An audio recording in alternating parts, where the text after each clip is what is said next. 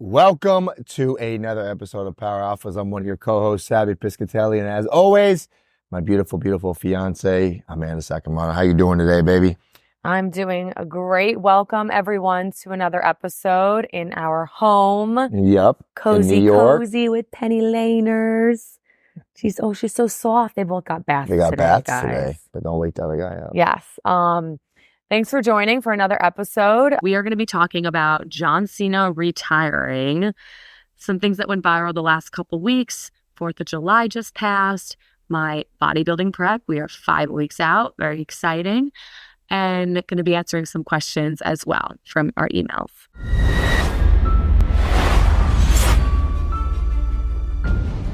How was your 4th of July, babe? It was like another day for us, to be honest, don't you think? And it was weird. Embarrassing that we were in bed by 9:30. 10 o'clock probably. But it's funny. It was kind of awkward. I was like on a Thursday. Yeah, it was a really weird. It was like a weird time. Like, you know what I'm saying? Like, it's like you want to have it on a Friday, but it wasn't. So then, like, we had it on a Thursday, and then it felt like Thursday was Sunday. Yeah. And then you got like your Friday routine would go, I don't know. It was even today doesn't feel like a Sunday. Well, I'll tell you one thing, like this is my first summer in New York at our house in New York. And I almost feel like a 4th of July is like a Florida holiday in a sense of like, I'm like always used to going to the beach or you go on a boat or you go, I don't feel like we got this vibe here in New York. We didn't get that vibe here. When at 4th of July. I didn't even know if it was 4th of July because we didn't go on a boat. We didn't go to the beach. We didn't, like in Florida, you're always at the beach or boat, or that's basically the two things you're always at in 4th of July. Yeah, but I feel like up north, like New York and stuff, it's like the start of the summer. I feel like it is a big holiday up here because Florida, it's always warm. It's not really like you're celebrating. Well, you're celebrating Independence Day, obviously. We're not celebrating the start of the summer. But, it's America's birthday. But it's more like, I just feel like Florida, you're always out on boats. What I'm saying is I've always related 4th of July to like a party on a boat or at a beach because it's in the middle of a summer. Yes, in Florida. Obviously you can go to the beach almost year round in Florida, but the hot months at the beach in Florida is like, I would say like April to like September. Yeah, for sure. But well, either way, it was really low key. We didn't even have that many people over, but your brothers came over. My brothers and my mom came over. That was nice, and it was quiet. But hope everyone had a good 4th. So I am 5 weeks out for my bodybuilding competition with WBFF, and I'm feeling good. You look great. Thanks. You had a cheat meal the other day. Oh, let's talk about your coach gave you Customs. So he gave me Cold Stone, and that was kind of our deal from when we first started talking about it. I said, maybe I'll think about competing as long as I can have my ice cream, because, I told him we have our ice cream, like, at the time we were having it like every week, which we do not do anymore, guys. So it was funny. He said, like, this is probably going to be your last. So I was savoring that thing. Oh, should we tell him what happened outside? We almost got locked out. Oh my God. My niece and nephew were over. I was watching them and their mom came to pick them up. So our doors are a little funny. One door is kind of broken, so it locks automatically when you leave the house. So I didn't finish my ice cream yet. And remember, it's like my last ice cream for 5 weeks and I'm like eating so clean. So I'm savoring every single bite. And we go out and my nephew shuts the door and you were in front of him and he was behind you. So when we come back, the door's locked. And I was like, oh my God, we're locked out. And I thought that the other door was still locked. Thankfully, the other door wasn't locked. But he was laughing because he's like, oh, you were scared, huh? And I was like, yeah, I was scared that I wasn't going to be able to finish my Cold Stone. Yeah, she wasn't even scared that like we were outside. We were outside, pitch black, middle of the night. She was actually scared that her Cold Stone was when melt. You have to when you eat, babe, that's problems, babes. Big problems right there. First world problem. That's problems. No, but that Cold Stone was so good. But anyway, my prep has been really good. I've been really on point. I'm more strict right now. Nobody really knows this than when I won 10 years ago. Because when I won 10 years ago, I was you were strict. Also 24 10 years ago. Right. Exactly. Genetics and, when you're younger. But no, I think my problem was during my first prep, I had a really hard time like eating the vegetables for some reason. I even have a hard time some days right now. Because one meal is like my fish meal and it's 5 ounces of like butternut squash with 5 ounces of vegetables. That's like a lot of vegetables. So sometimes it's hard for me to get all those vegetables in, but that's macros. That's like nutrients that I need, and that's counting in my macros that he's giving me. So I've actually been a lot better. Everything is on pace, so I'm excited. And like I've said in a video the other day on Instagram, it's just the best part about it is like seeing those little changes every week. You even said it.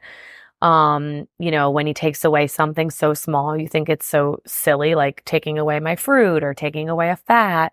And then the next week it's like, oh, whoa, I see a difference. Like, it's just cool because you look at yourself every week. There's definitely like a formula to it. And these coaches do such a good job. Obviously, your coach is very well respected, and he's done this numerous times, and he's very good at what he does. But, what I wanted to say, I really admire what you sacrificed so far. We've been up here in your hometown with your deli and all your dad's good cooking, and you've done a really good job. You stay really disciplined. You eat, your 5 or 6 meals a day on time, calculated. Yep. Which, I think anybody listening to this podcast, it should be inspiring, right? It should be motivating because we've always taken good care of ourselves. But see, the beauty of taking care of yourself, you could always do a better job, right? You could always go to a different extreme of being even healthier. So like, even put in perspective for me, I've been eating cleaner with you. Right. And I've always been a guy who takes care of myself, but I've always been kind of a guy who was always the privilege to eat whatever I wanted. But now it's like you've motivated me to kind of eat a little cleaner. Yeah, you've been eating cleaner for sure. I have, but it's a little cardio. A little cardio. Wait, Sabby had Cold Stone with me the other night, and I thought he was joking. And he's like, because his whole thing is he doesn't like having it right before bed because obviously sugar. I don't like the sugar before bed. It spikes your insulin, and you go to bed, and that's like the worst. It spikes your blood sugar. Yeah. Yeah, your blood sugar. And so we have a treadmill downstairs, and he literally walked on the treadmill at like 10 o'clock at night for like what? Absolutely. 10 minutes. About 10 minutes. Yeah, I guess a little bit goes a long way. It does. You get the heart rate going a little bit. Yeah, I was dying though. You came upstairs. You're like, oh, I just did 10 minutes. I like my shoes and socks on and some shorts. What the heck? No, it was my Cold Stone. I just want to go to bed. No, but honestly, like I said, I'm excited for 5 weeks out. I'm excited to see the whole.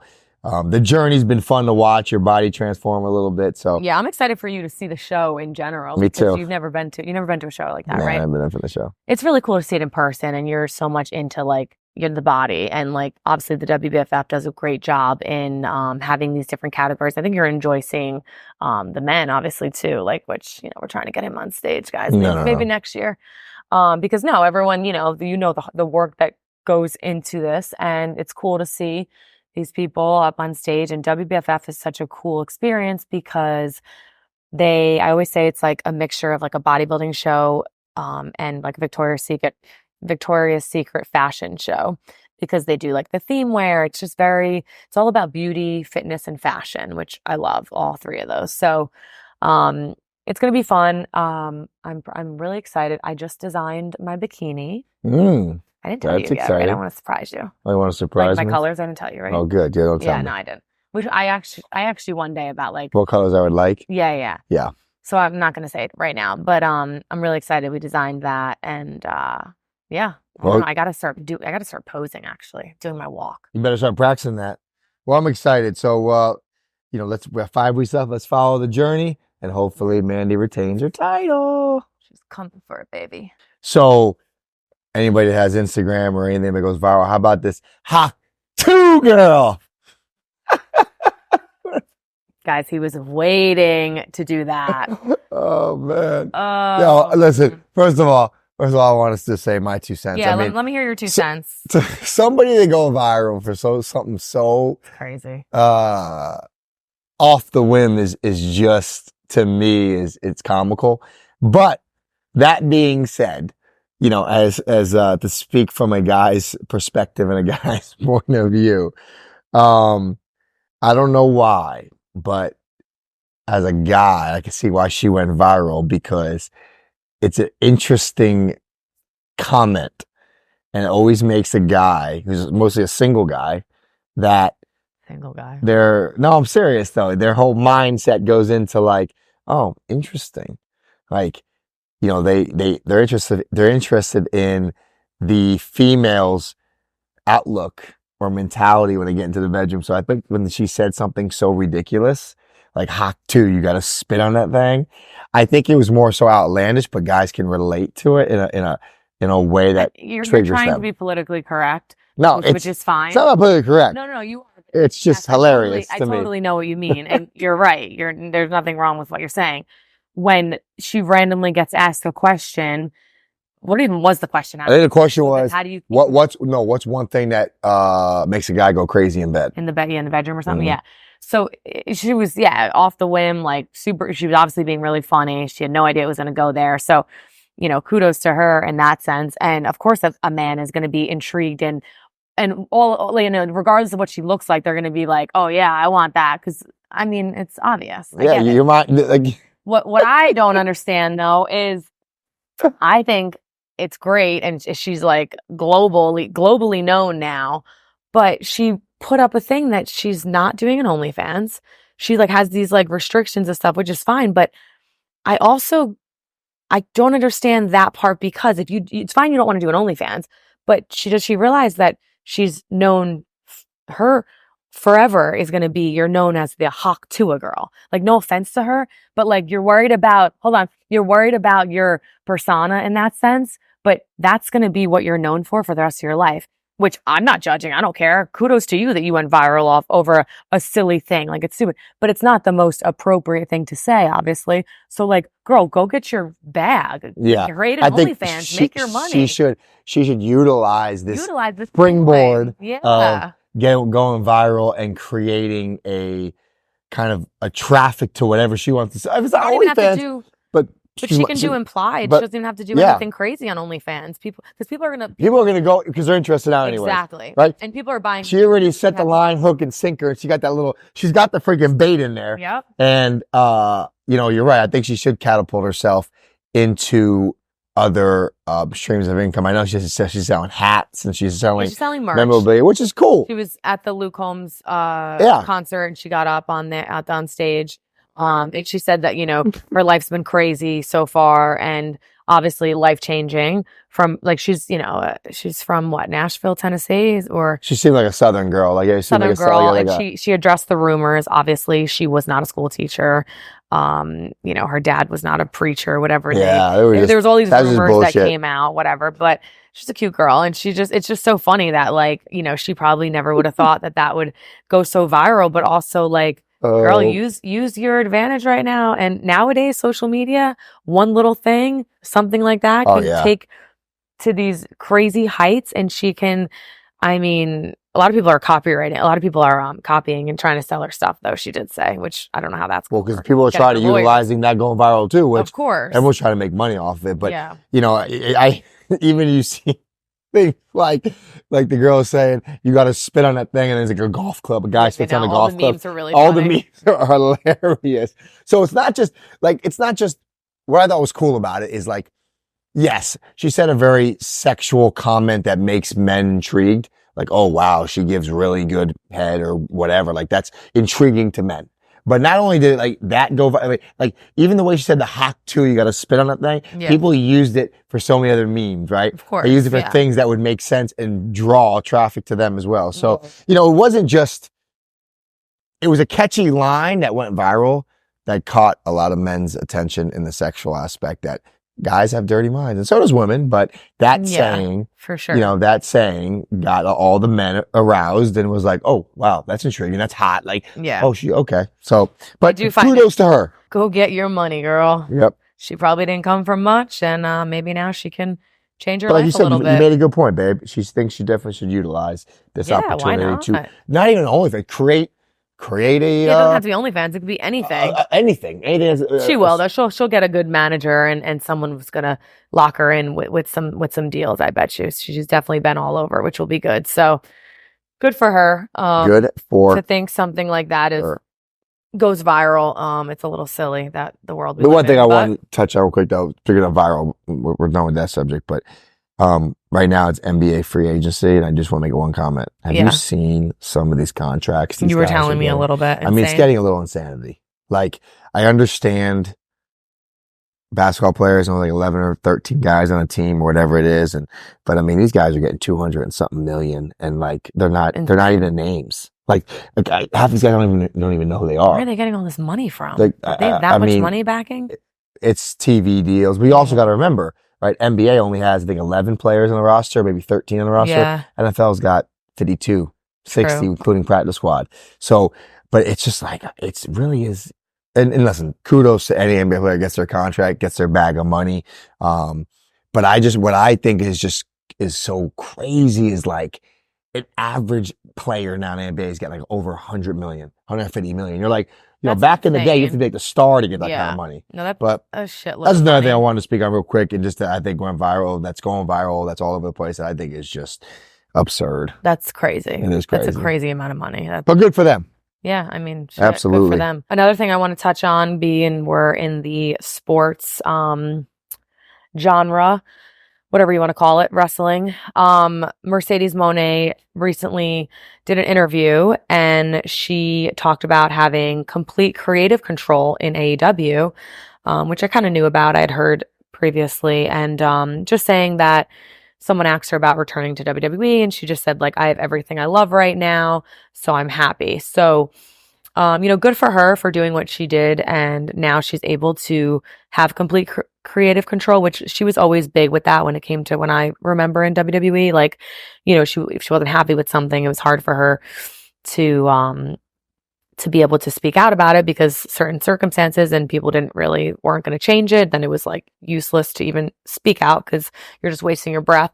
So I think that's cool that she does have all of that creative control. And, I can definitely relate to her right now in a sense of like, yeah, I'm not wrestling right now, but it is a sense of really great freedom to be able to like do whatever you want and have that creative control. And if something, comes your way, you're able to do it and you don't have to go through this like line of people to get a permission or whatever it is. So I will say that is a great feeling, especially people that have been in WWE for quite some time and kind of felt like they were restricted.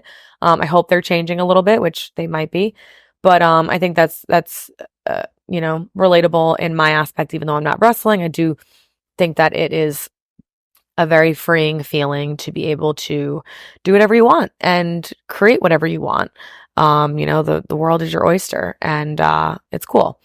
And then also just about how like our last episode, not last week, 2 weeks ago, how we talked about, there were some rumors about me going to AEW or whatever it is. And there was like so many articles on me going back to wrestling, and I'm humbled and honored that everyone, not everyone, but a lot of people out there still want to see me wrestle after 2 years and also still talk about it and, create some. Wow, it's 2 years this year. Huh? This year will be 2 years. This year will be 2 years. So it's a year and a half right now. Yeah. I guess. Yeah. But I feel like before you know it, it'll be, because we're. Well, December you got. December, yeah. So after our wedding, yeah. So it's actually exactly a year and a half now when you think about it. Yeah, a year and a half. So. Yeah, we're in month 6. Or 7, sorry. Just turned month 7, yeah. Yeah, crazy, right, though? Yeah. Kudos to Tony Khan and AEW. I think it was a smart move. And I think he's going to get better performances because he gives his people that freedom. More freedom, exactly. He gives that freedom to love what they're doing and not feel locked in on something and not unhappy, right? Because the happier you are, the better you'll perform. Yeah, and there's pros and cons of both federations, whatever you want to call them. Like, and I don't know much about AEW, but on the flip side, you have like Ethan Page, who just went from AEW to WWE to NXT. And, he spoke about something in an interview saying how he went from somewhere that was so chaotic and unorganized to a place that, I'm still learning, but I'm still new here, but this is a machine and it's incredible. So, there is a lot to do with in WWE. They do run their organization like a machine, It's a lot more structured. It's a lot more structure. I've heard people from AEW, it's super chill and it's like just like more laid back and there's not a lot of structure. And if people like having structure, they might not like that place to wrestle in. So there's always pros and cons. Yep. So I saw something recently that kind of annoyed me a little bit, to be honest. Olivia Culpo, who I've actually been following for quite some time now, on Instagram. I follow her and stuff and whatnot. But she recently got married to, Chris McCaffrey. Yeah, the football player. Right, yeah. Fans, people out there were critiquing how she looked. And I find it so funny how the internet can be. Because first off, I guess basically they were critiquing that she didn't have that much makeup on and stuff, which if she had a lot of makeup on, they would have said that she had too much makeup on. So it's stupid. But basically she told Vogue, because she did a whole thing with Vogue, she said that she didn't want it to exude, sex in any way, shape, or form, adding that she wanted it to feel complimenting rather than overpowering. She also wore simple makeup for a clean, sculpted face and peach lips. The magazine reported that she didn't wear mascara, lip liner, or eyebrow makeup. And she said, I never felt more beautiful than when I was in my ceremony dress and under my veil. I really wanted the simplicity of each component to harmonize perfectly. So I think that's amazing. And I think very well said. And it's just so funny how people actually commented that like she didn't wear a lot of makeup on her wedding day. First of all, why would you want to wear so much makeup on your wedding day? You want like enough makeup, but you don't want to like make it overpowering. So I completely agree with her. And also, why would she want to be like overly sexy on her wedding day too? Like, especially someone like me. And someone had asked this on the internet when I was talking about it with someone, and they were saying like, you know, how do you feel about looking sexy on your wedding day? Like, I think there's a fine line where I don't want to look overly sexy. I want to be beautiful and like, you know, pretty looking, but I don't want it to like scream, oh my God, she's so sexy in her wedding dress, right? Like, I feel like there's like a fine line. So I just find it so funny that people out there will critique someone's makeup that they didn't have a lot of makeup on, when it's like, but if she had like a full face of makeup on and more makeup, people would be like, oh, she had too much makeup on. So it's just these people out there, like, they just gotta stop. Well, first of all, good for her, because that she said, I think that's absolutely amazing. Yeah. That she went more of a natural, beautiful, natural than trying to be sexy or hot or whatever these girls think they are. I've actually told you before that I think you're the most beautiful with like a little bit of makeup. You don't need nothing at all. I remember one of the first times we went on like a date. It was like a casual date. We went to like it wasn't like a date. We grabbed lunch or dinner, like a sports bar. I remember you showed up in like a wife beater, jeans, and like your hair was back, and you're like, no makeup. And I actually said to you, it was one of the most beautiful I've ever seen you. You did say that. But that being said, right now I have no mascara. Good for her, and I admire that. And I'm gonna be honest with you, if I had to give you some advice, I would say follow that same path. Oh, I am. I actually don't even like, I told you this, when we were both in WWE together, I didn't like your TV makeup. I thought it was way too much. And I understand that there's reasons why you have to do that. Yeah, the lights and all that. I didn't like it half the time either. For me, I'm glad you brought that up, because even now that I'm thinking about it, I think that's an absolute beautiful approach. And I hope you take the same approach. Yeah. But then also, let me rebut on what you just said about, we talk about this on our podcast all the time. It's absolutely pathetic that people have to say something. I know. And it's like you just said, her wedding day, the biggest day of her life. Why do you always have to critique, and why do you always have to have an opinion? And the problem is with social media these days, you're always going to have somebody talking negative, right? Or maybe somebody talking positive as well, but you're always going to have somebody talking negative. So don't even entertain the haters or entertain them, because it doesn't matter what they say, right? Yeah. You do what you want to do. You do what makes you happy. And especially your wedding, whatever makes your husband happy. Honestly, his husband, he probably mentioned that to her, like, babe, I like you. Just like I mentioned to you right now. I don't want you looking sexy at our freaking wedding. I don't want you looking, I want you looking pure, beautiful. Yeah. I mean, your dad's walking you down the aisle. Right. You don't want to be dressed with all this makeup. Like, I admire that you did that. But to go back to the haters, man, you know what? Haters are always going to hate. We've had a whole episode dedicated to this. Yeah. At the end of the day, let that shit go off your shoulder, scrape your shoulder, and move on with your life. Also, like, she's one of those women that can wear, you know, little to no makeup and still be beautiful. So, like, it's so funny that she has to stick up for herself, that it's like, people are just so crazy out there, and it's wild that someone's going to go out of their way to critique one of the best, supposed to be one of the best days of your life. So I wanted to address that. Let's, I know we're probably going to have a magazine or something at our wedding, or we're going to have something in the social media aspect of it. I'm not reading or listening to any of it. I don't care what they say. No, they can kiss my ass. But yeah. Okay, so shall we play a little game? Love games. So we have this little game where we have a list. Sabby has the same list in front of him. You're going to pick a question for me. I'm going to pick a question for you. And they're very just like random topics that we think will be cool to talk about. Or, you know, that I might think is cool to talk about. Maybe he hates it. Who knows? Who knows? But we're going to do a few before we answer our emails. Okay. So if you can go back in time and change one decision, what would it be? Spill the beans. One decision that I would go back in time and make was not fire my first agent Yeah, you told me that. in the NFL. That's a good one. Yeah. I regret leaving him. We had a little bit of a falling out during free agency because it was during the lockout year, and it was during the lockout, so the whole NFL was all messed up. And free agency, instead of being 2.5 months, it turned into 1 week because it was just the way it happened. And there was a lot of animosity, there was a lot of nervousness going on, and we kind of had a big argument. And it was like things are said that we couldn't come back from, and then we tried to come, and then like actually it was funny because we got in a big argument on like a Tuesday night, and then it's almost like he almost fired me. It was really weird. It was like he got so mad that he was like, "Oh, maybe I'll send you the termination letter or whatever." It was weird. That's not how it works. I fire the agent, and it was like we got like a yelling battle, and I don't remember the whole thing, but it was like back and forth, and I thought it was a conversation that was ruined. But then, like literally the next day, the Kansas City Chiefs called him to offer me a contract in free agency, and then he had to call me. And we had this blowout fight and then he had to like kind of still represent me, but we weren't really together anymore. Oh. So Taco. Yeah, it was awkward. It was awkward for sure. So then what happened was I signed the deal, and he actually said to me, he's like, "Yo, just sign the 1-year deal. Don't worry about, me being your agent. We'll figure it out at the end of the year. Don't worry about the fee." I think he waived the fee. Really? So, then I signed the 1-year deal, and I just thought I needed to make a change at that point in my career. Yeah. Cause like a fresh start, Kansas City.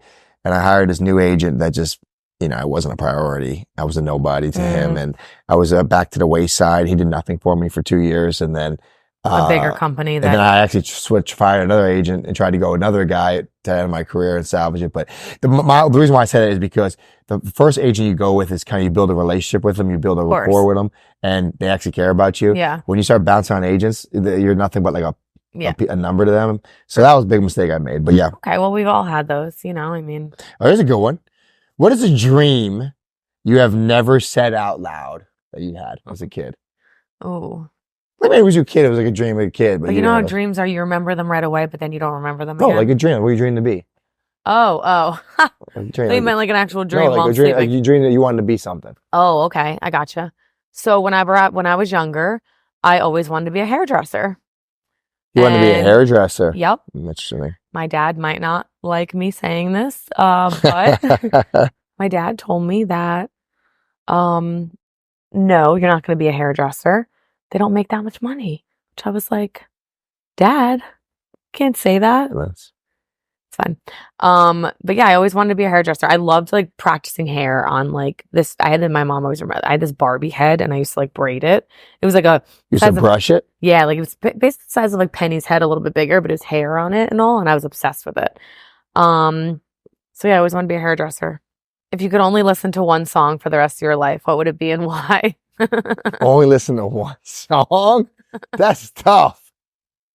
One song? I feel like you love music, so I just feel like, I don't know. That's hard because there's times where I like certain music and certain atmospheres, right? Like if I'm in the gym, I like Eminem or something like that. But you want to listen to that for the rest of your life? No, but then if I'm in the hot tub with like a cigar outside back with you, I listen like Lionel Richie. So it's like, you're talking about two opposites of the spectrum. Oh my gosh. You got to pick one. One song? To the window, to the wall. One song? Honestly? Pass. I need to pass. That's not pass. Good. Okay, I'll do pass another that one. Have you ever had a near-death experience? What happened? Oh, I actually have had a near-death experience. You did? Yeah, I was it was my first Maserati actually. Oh yeah. I bought. It was my first sports car that I bought when I became a starter in the NFL. It was like my gift to me, and I was so fragile with it. It wouldn't even see the rain. Right? Like literally, I wouldn't bring it out if it rained. And when I was going back and forth from Tampa to South Florida, I would ship it. I wouldn't even drive it. I would ship it because just I didn't want to put the miles on it. So one summer I was training right before season. I'd come home to South Florida and I would train for about 6 weeks with my trainer. And I got the car shipped. And then I had like a SUV deal at the time. So I got the Maserati shipped. But long story short, I had to go back to camp. And for some reason, I was going through a lot. I wanted to clear my head before season started. It was a rough year the year before. I was like, you know what? I'm going to drive my Maserati across the state. Mm-hmm. Nice sports car. and I'm coming off Yeehaw Junction by the turnpike, and I was behind an 18-wheeler. And you know how 18-wheelers make the really wide turns? So I was behind him and it was going really slow. We were about to go on Yeehaw Junction. It was like a 2-lane road. So he makes this wide right turn. So I come out behind him and I make my right turn, and there's 2 lanes at first. 2 lanes goes to 1 lane, and I punch it, and he comes over into my lane, and literally my car is low. So I can almost fit under the 18-wheeler, and I had to swerve off the road. And what happened was there was a pothole. This is no exaggeration. The pothole, when I went to go stand in it, was up to my thighs. I hit the pothole, and here's a scary thing. When I hit the pothole, I hit it and ricocheted to the right. If I hit the pothole and ricocheted to the left, I went right under the 18-wheeler. I would have been dead. Oh, that's I went scary. right under the truck. I would have been dead. So Terrible. that was like one of those, like my life flashed from my eyes. So that was pretty scary. But thank God was looking after me. Yeah, And, you had an angel I blew watching out the over you. whole. I'll never forget it.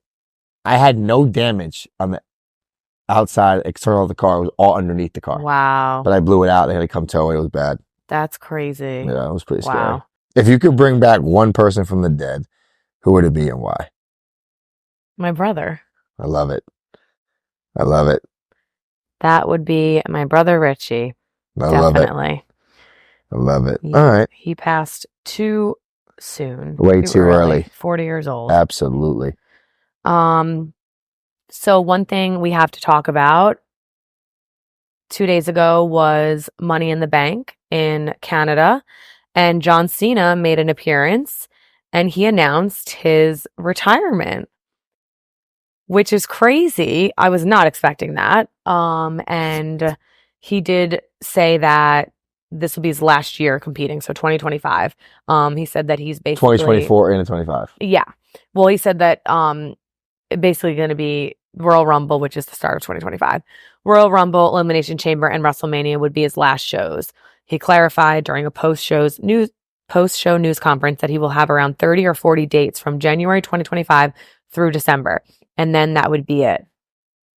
Oh, so it's the year of 2025. So he's working it all next year. He's going to do a nice doozy in the year and then be off on his way. But wow, that's kind of crazy to me because he's someone, I mean, I'm sure, like, because when they say they're retiring, they could always come back for like one-offs, like right? Cameos and stuff, yeah. Cameos, whatever. So like he's someone that clearly is still under contract but has done so many other things in movies that he's going to have his, one more year. But I feel like he's never really going to be like gone. Like I feel like he'll always come back maybe down the road, like The Rock did. Yeah, I mean, I think he's announcing his retirement as a full-time or a majority of the year wrestler, which first off, I want to say congratulations to a man who's top 5 probably of all time in a lot of people's books. But for sure. Not only that, the guy just fully committed his life. He sacrificed a lot to be the superstar he was.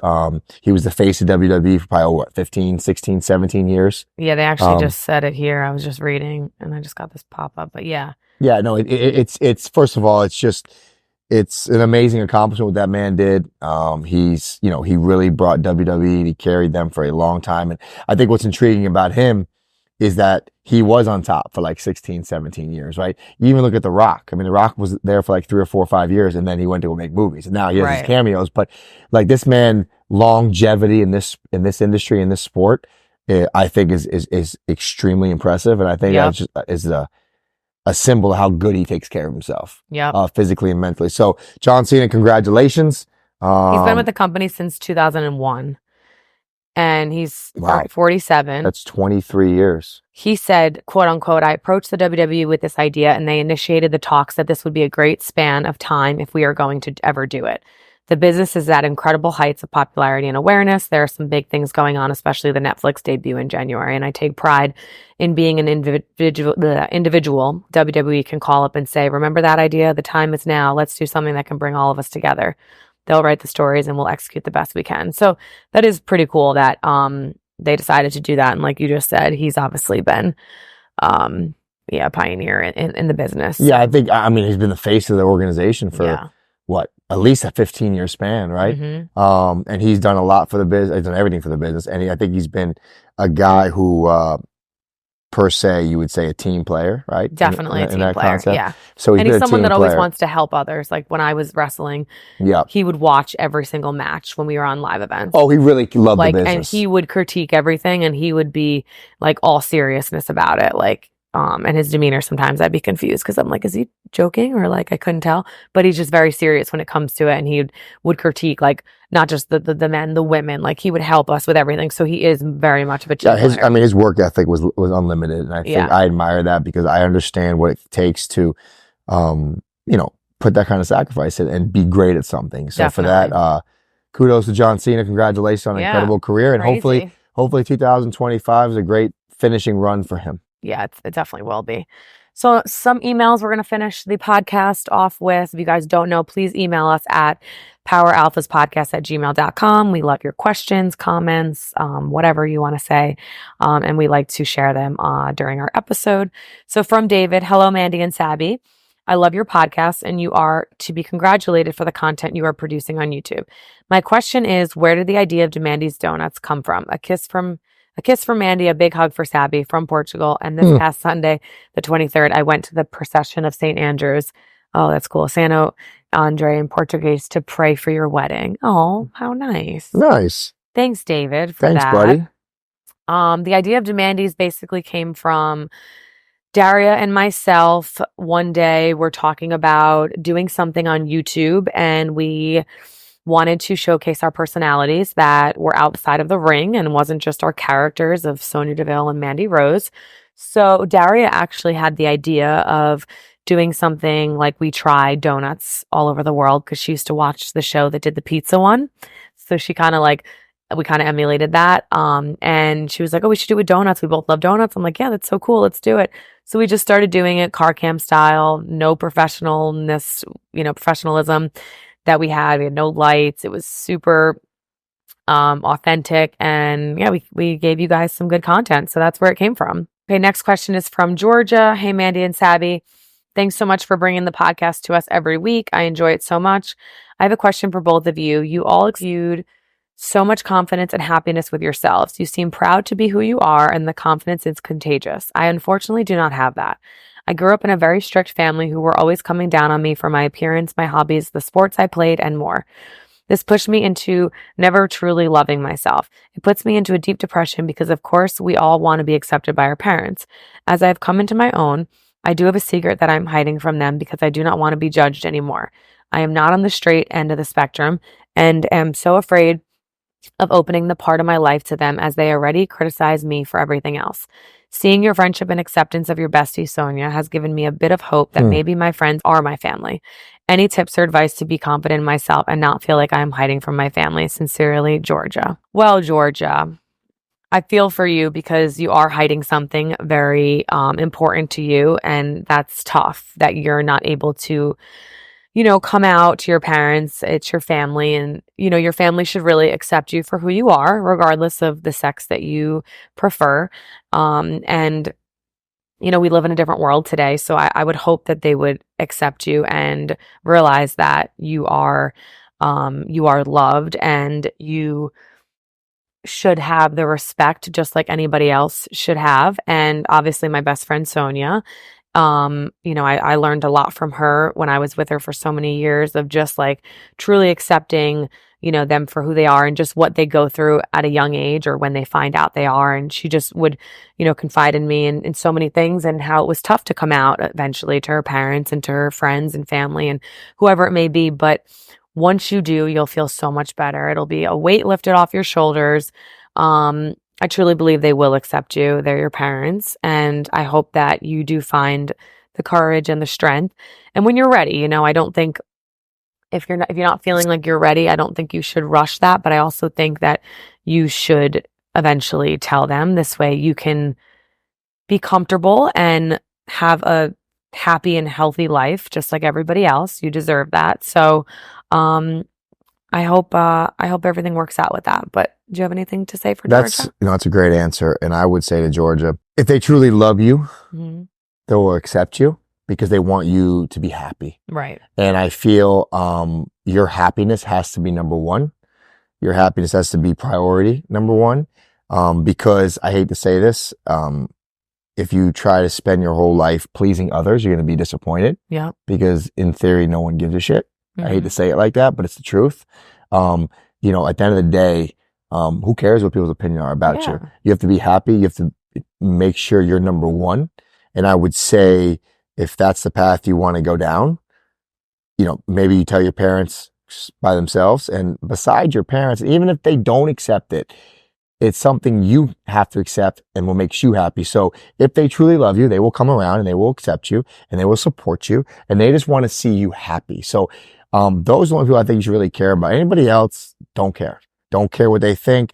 Don't care what they say. Everyone has an opinion. Do what truly, truly is going to make you happy at the end of the day. Yes. Well said. And, to your first part of the question, we do have a lot of confidence, but, and we are super happy, but don't think that, Sabby and I don't go through days or go through times where we have issues or mental health isn't in our, some days we don't feel like doing things or sometimes we don't feel like working out or all these things. That's why we are so regimented and so routine with working out, because it keeps us going and it keeps us level queued. So, we may look like we have such a perfect life. We do not have a perfect life. No one has a perfect life. If anyone knew the shit that I've been through and the stuff I've just been through the last few weeks with all this stuff with my family and all this, and I'm still, I'm on prep and I'm still doing all these things. Like, I'm not going to sit there and complain, but we all go through things, right? Every single day. We all fight demons. We all have struggles. So don't think that anyone's life is perfect. That's the problem with social media. Unfortunately, sometimes it looks like the outer surface is perfect, but it is not. So with time, and I think this is a deep, this is holding a lot of pressure on you right now. And I think eventually when you come out to your parents, you'll feel a lot better and the confidence will be there. So best of luck to you. And for everyone else, please email us your questions at poweralphaspodcast@gmail.com.